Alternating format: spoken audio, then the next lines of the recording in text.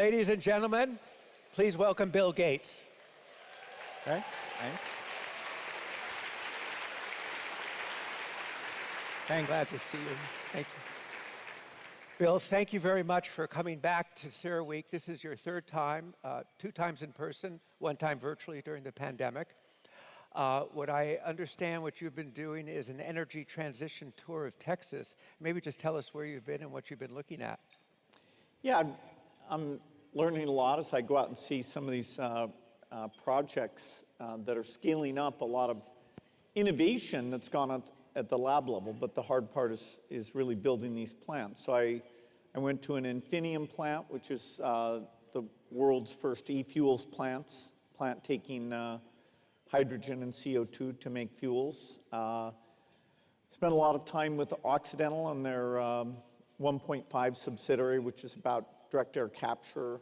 We went to Kingsville, near the ranch, which will be the site of a lot of their sequestration. Sat and talked with the community about how they want to see the project go, how the labor market will get developed to help that community. That was great. I was at a Shell Technology site this morning here where one of our early stage, Breakthrough Energy funds companies at many stages. The very early stage we call Breakthrough Energy Fellows. So this is a company doing some acrylic nitride work to make that cheap and green as an input to using carbon fiber throughout the economy more. And then later today I'll go to a hydrogen air liquide site that will get carbon sequestration added to be a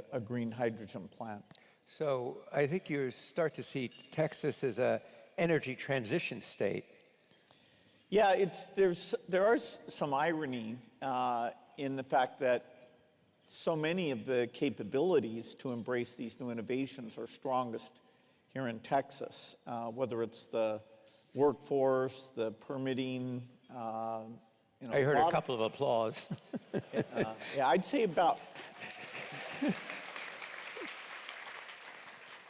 Even though Breakthrough Energy has about a little over 100 companies, and if you look at where they were founded and they're doing their scientific work, it's all over the country, but even more on the coast than anywhere else. But then when they come to say, okay, I want to build this pilot plant, a few of them actually relocate completely down to Texas, and a lot of them are saying, okay, we'll keep doing our lab work at this other location, but the big investments, the capital, the approvals, everything will be down in Texas. So, there's really a strong critical mass here of the big industry players and a lot of the policies that allow things to move quickly.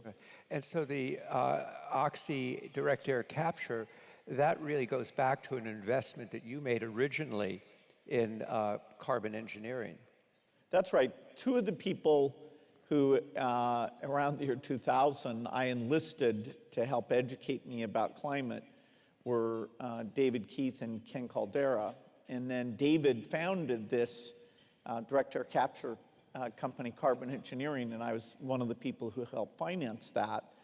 And Occidental made a huge bet on that by actually buying out the company. And now that's this 1.5 subsidiary that is both taking carbon capture for enhanced oil recovery, but also carbon capture for sequestration. So you've mentioned, of course, Breakthrough Energy. Some people know it, they know the name, but you mentioned it's invested in 100 companies. Maybe just explain what Breakthrough Energy is and why it exists. Yeah, so Breakthrough Energy got created in 2015 as the Paris Climate Accord was being signed. And I think other observers said, well, where's the innovation plan? Energy R&D budgets over the 20 years before that had been completely flat. So it wasn't like there was a seriousness of the innovations that are required to allow the clean approaches to either be only slightly more expensive, what I call the green premium, or in some cases even cheaper than the traditional approaches. And so as I was going to the governments, and we eventually got 40 countries to commit to triple their energy R&D budgets over a decade, they were saying, okay, is there venture capital that can take ideas from the lab and productize them? And in fact, their green investing by Silicon Valley venture companies had a pretty weak track record.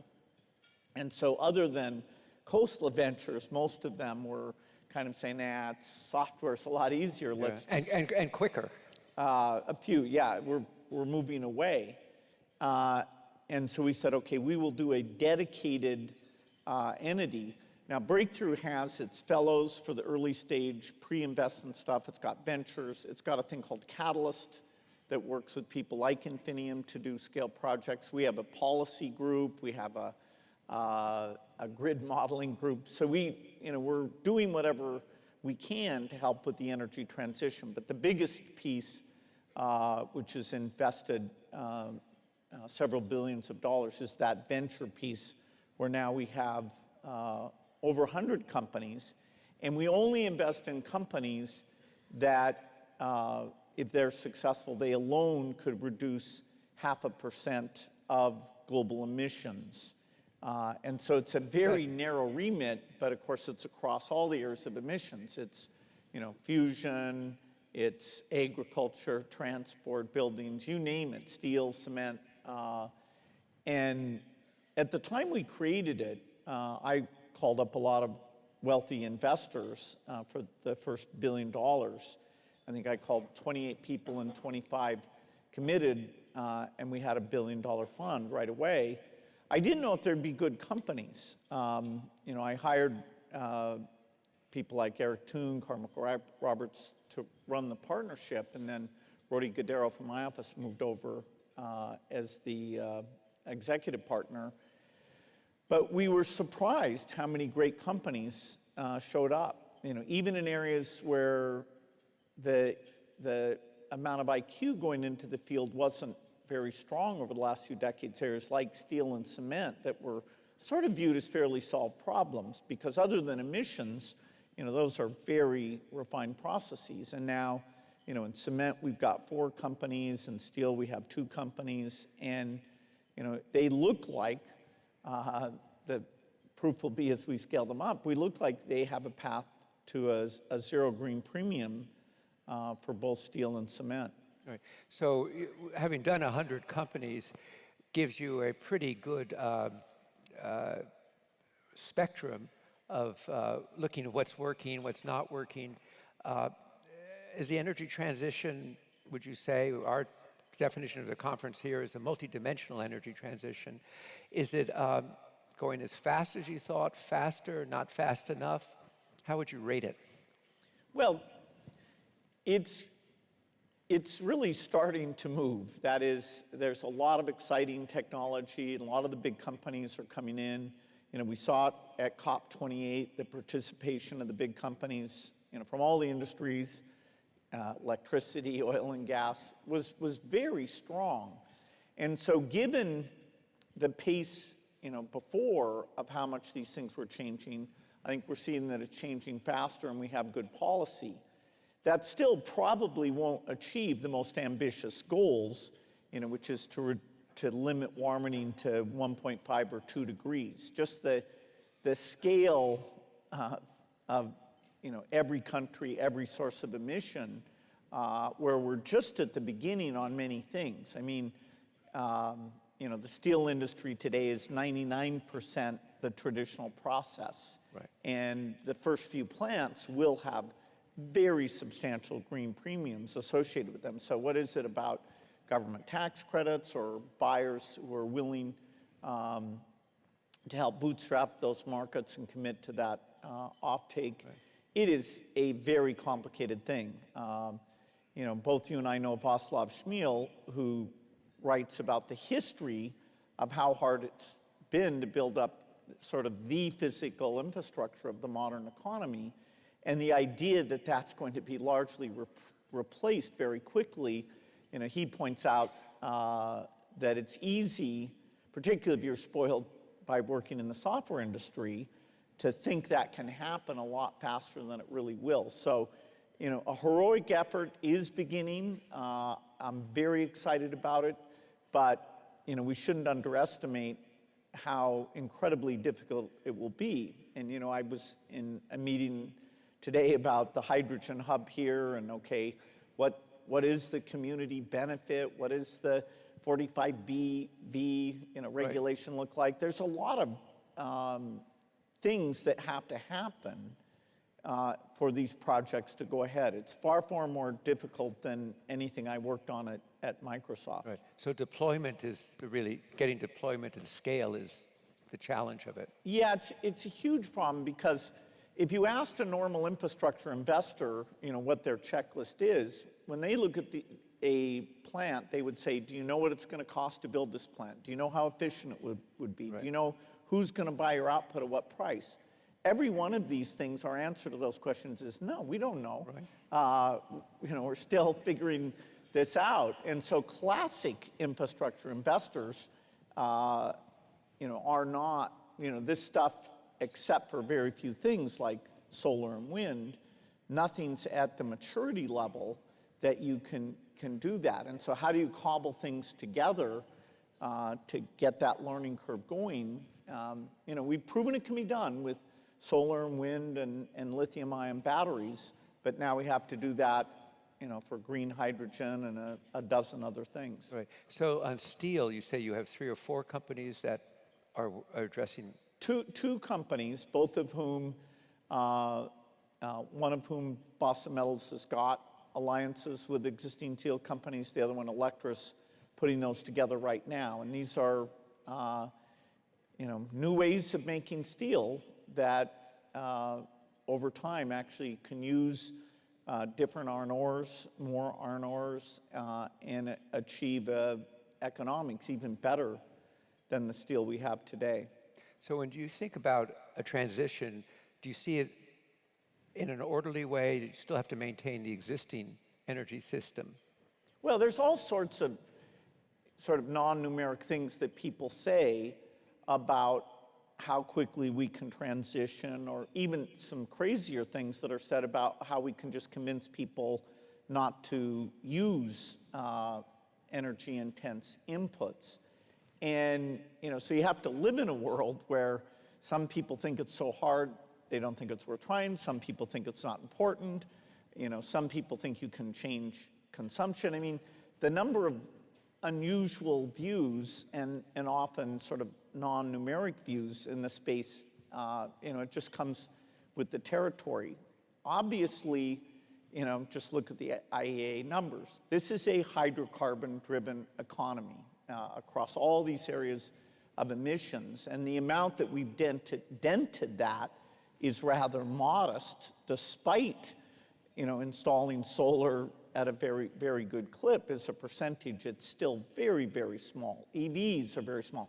Those are the most mature parts of this entire picture, are those two right there. The other things, like, okay, when do we get fusion, or when do we have a really large steel plant that makes things these new ways? That's much tougher.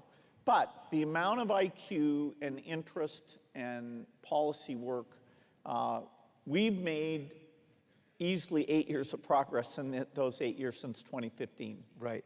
And is it mainly the U.S. where you find this? Yeah. So the breakthrough is global, and we're looking for good ideas anywhere in the world. The companies we funded have ended up being overwhelmingly in the United States, some in Canada, some in Europe, and a few in Asia. And it's not that the founders were born in the United States. These are people from all over the world, but who, because of raising risk capital and the academic institutions, the national labs, the dynamic situation, overwhelmingly, most of these companies are in the United States. Why? Well, you can take any area of innovation, whether it's medical innovation, software innovation, AI innovation, and you get the same picture. If you look at the AI work, it's overwhelmingly being done in the United States. not necessarily by people born Right. in the United States. It's a mix of IQ from all over the world.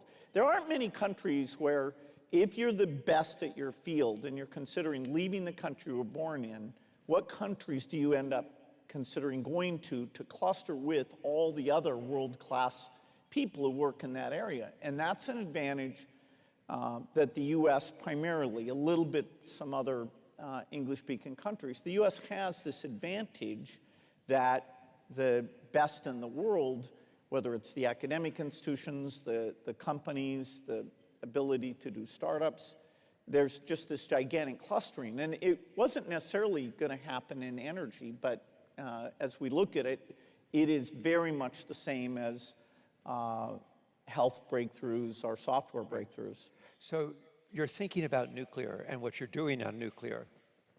Okay, so nuclear fission, I was convinced by some people that, including Lowell Wood, that the existing nuclear companies weren't aggressive enough about a from-scratch design, where you used digital simulation, where you got rid of water cooling, you went to sodium cooling, you got rid of all the pressure in the reactor because pressure makes everything way more difficult, and that there were some pretty incredible things that could be done if you started from scratch. And so TerraPower was founded in 2006.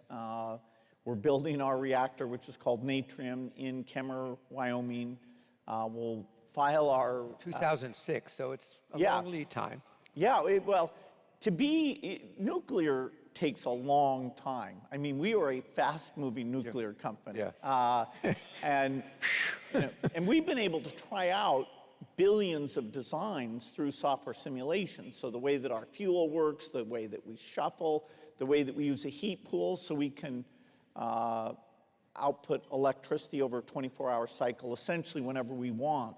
We're making heat 24 hours a day. But in a world of renewables, you don't really want to be baseload in the sense of 24-hour constant output, because you're getting very little cost recovery during the period where the renewables are working very, very well. So anyway, there's a huge number of things that are different. We're applying to the NRC to approve this, and best case, we'll have a number of these underway and will be fully approved by 2030. Right. And you're thinking on fusion. Well, fusion, in the long run, fusion will be almost certainly the primary source of electricity on the planet. And yes, we can make jokes about past predictions being wrong about this. Today, there's quite a variety of companies, over 16, and Breakthrough Energy will be an investor in 5 of those.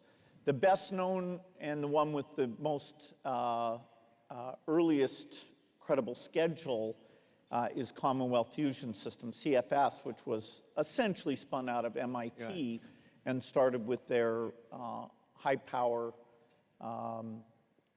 magnetic field, which actually changes the size of the tokamak structure quite dramatically as the cube of the magnetic power. And so what they're able to build has a chance of making economic electricity. But you've bet on, what, 4 others? That's right. There's a stellarator, there's a Z-pinch, there's an inertial confinement, and it's a very exciting time because the ability to use AI-based modeling techniques to look at the plasma dynamics is far advanced. A lot of things you used to have to do experimentally, you actually now, the experimental data and the models are matching because the models are so much richer in terms of capturing these, truly nonlinear chaotic dynamics in the plasma itself. Right. So you have mentioned that magic phrase, AI. You've thought a lot about it. I think you've described AI as the biggest breakthrough since the interface, or even bigger.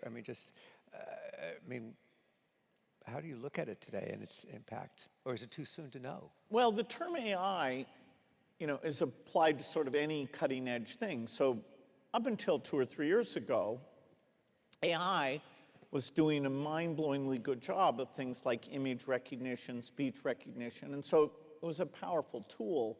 The thing that we had not been able to do was represent knowledge in a way that you could ask the software to read a book or a set of books and then write something as a result of that. And so the acid test I gave to the Microsoft and OpenAI people was, read a biology textbook and take the advanced placement exam and get the highest grade, which is a 5. And if you can do that, you've got something interesting. And if you can't do that, it's just a random word generator. So I gave them that challenge clearly just about 2 years ago, thinking, okay, I'll get 3 or 4 years to go work on tuberculosis and malaria, which is my foundation which I'll come back to. Work. Yeah. Literally within a few months, they called me, we had a group at my house where they went through and showed what is now called ChatGPT-4. And so we have achieved a threshold. It's kind of an unusual threshold in that we know how we cause the knowledge to be represented because we do the training, but we actually don't understand at a semantic level how that knowledge is being represented. And now there's a lot of work going on to understand the encoding and therefore be able to directly encode as opposed to this very laborious training process that's way less efficient than human learning is to date. But now we have this tool that will constantly improve that white-collar type things, writing a regulatory permit or looking at evidence in a lawsuit or comparing two drug approval applications. What about writing a book? It can help you write books today. It wouldn't, on its own, the book it would write wouldn't be that great. Okay. But far. But the thing that's daunting about this is we don't know how quickly it will improve. It could sit on a plateau for a period of time, which there is an argument on that, or it could continue to improve fairly quickly. And so it is very daunting. Okay, what kind of white-collar productivity are we going to get out of this? And then in parallel, although we still have huge limitations, where does this take the world of robotics, the blue-collar productivity revolution? And that, people are sort of ignoring that because of the white-collar thing and because the current robots actually are quite poor at doing what humans do with their hands and fingers. But that will be solved. Yeah. And so you'll get a blue-collar equivalent. So you've talked about the role of everybody will have an agent? That's right. If there's the books that you get a chance to read and, like 20 or 30 books you don't get a chance to read, you'll have your agent read those and summarize the important parts. And the agent will be constantly aware, just like a full-time human assistant, of, okay, which friends have you been in touch with or what gifts might you buy? I mean, today software works at a very low level. It doesn't really understand your complex intent. You don't even trust it to organize your email according to your current context. You look at that thing in a time-sorted order, which makes you kind of having to do all the work. With the AI enablement, it'd be very different. All your messages will come into a single place and be ordered according to the context, which will save you a great deal of time. Right. What about, and I know you've addressed this and thought about it, what about the risks around AI and governance? Well, there are many, many risks. The one that maybe is the most touted is the idea of maintaining control. We are nowhere near the AIs being at a point where there's an issue of control. The AIs are powerful enough that you want the good guys, say doing cyber defense, to have an AI that's as good as the bad guy who's doing cyber attacks. Right. So the AI is a productivity tool for both good intents and negative intents. And humans have gotten used to the idea that just because you see typewritten text that it may be false, that you know, you could use Microsoft Word and a laser printer 25 years ago and look at it and, oh, it looks so official, but it could be nonsense. Now we have to extend that notion of, okay, where did this come from, to other forms of media, including audio that sounds like, you know, your friend talking to you, or even videos that appear to be real. So the same notion of, yes, that could have been, you know, created with no basis in fact whatsoever. We're going to have provenance and a little bit of skepticism when you see things that heretofore would have just their quality alone would have told you that they were genuine. Eventually, the heart of this thing is about a big productivity increase, which should be a net benefit, because you free up labor to have lower class size, more vacation time, higher quality in things that get done, all sorts of things. You know, the demand for labor is not zero, but it requires government policies having to do with winners and losers and retraining and things like that, that you can be, concerned about, will the productivity come so quickly that we get to adjust in a favorable way. So do you see it becoming a subject of increased regulation and focus? Well, of course. I mean, it is the way that we'll be communicating and creating new things. And the upside for that in terms of better health advice, a personalized tutor for students, the positive of this are really incredible. In specific domains like materials properties, say catalyst discovery, or vaccines or drugs, the ability to take these complex scientific domains and allow us to predict things is going to accelerate scientific progress, including climate-related type solutions. But the government will be involved in anything that's changing the world in a very big way. So a lot of discussion here, of course, about what AI is going to do to electricity demand, very different even than a year ago.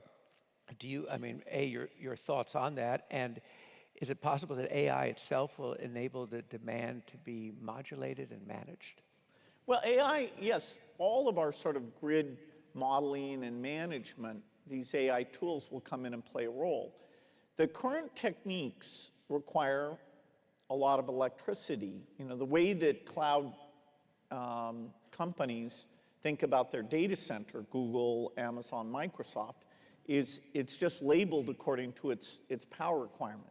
So we used to, a long time ago, we'd say, oh, we have 20,000 CPUs, or something like that. Now we just say, oh, this is a 300 megawatt data center, because the key thing in terms of the permitting that allows you to go to a place, and the key thing of the economics of, should I put it in Australia or the Middle East, it's electricity. And we have a lot of things in this new world where where is direct air capture going to go? It's going to go where electricity is cheap. Where are these new steel plants that do the reduction using electricity? Where are they going to go? It's going to go where electricity is cheap.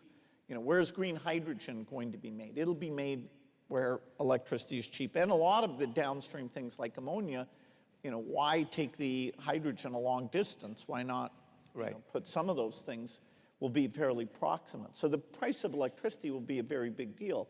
Data center people, can pick, given stability and good optic fiber connection, they essentially can put their data centers anywhere. The speed of light latency things for most loads, 90% of loads, aren't that big of a deal. Likewise, the geographic partitioning, we can make security guarantees that are more logical than based on physical location. And so yes, data center demand, we will be telling the chip industry to make chips as fast as they can, because what I call intelligence as a service, you'd kind of like everybody to be able to call the intelligence as a service thing about 500 times a day. So you say 500 of those calls times 7 billion people. It's a lot. And the electricity per intelligence request, you go, oh my God, this is going to be incredible. Now, it's a little hard to predict because there are advances. For example, doing the matrix math in the optical domain, which is very unproven. There's crazy startups working on that, some of which I've invested in. That would change the power demand for the intelligence service by a factor of 100. So it really would help out. And there's all sorts of factors of 2 still available. But I'd say at least for a decade here, the back-end capacity for AI will be limited by some mix of the chip makers or the electricity provision. And so along with all of the climate-related electrification, we have this as a new source of demand, and is the incentive there to get the utilities to get out in front of that demand curve as opposed to having this gigantic shortage. I know that's very much on the minds of people, many of the people in this room. Before we wind up, you've talked about your philanthropy on health, and just wanted to ask you where your focus is on that and how it's going. Yeah, so that's the Gates Foundation work, and 2/3 of that is about what they call global health, which are the diseases that are prevalent in poor countries, and therefore the normal market mechanism of, okay, why don't we have a malaria vaccine? Well, we don't have it because the kids who die of malaria don't have a voice in the marketplace, and so you need government or philanthropy to step into that.